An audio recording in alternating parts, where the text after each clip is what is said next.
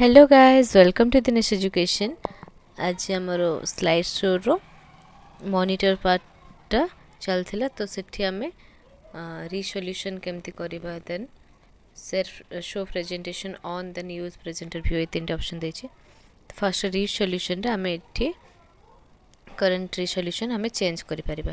एटा हमर screen resolution रे कोन पे यूज हुए, फुल स्क्रीन स्लाइड शो पई, और एठी आमे स्मॉलर रिसोल्यूशन डिस्प्ले करिपारिबा।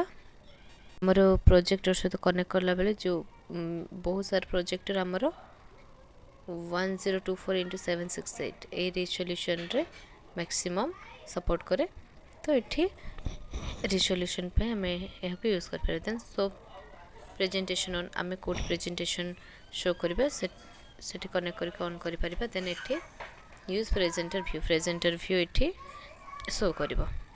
तो यहाँ आमको स्लाइड शो करला बेले आमे प्रेजेंटेशन को केमती शो करिबा से विषय आमे जानि परिबा। एठी हम रिसोल्यूशन यूज करि परिबा। ए वीडियो रे एतकी जानिबा, देन नेक्स्ट रे आमे रिव्यू, नेक्स्ट वीडियो रे रिव्यू विषय जानिबा। Thanks for watching guys, to like and subscribe.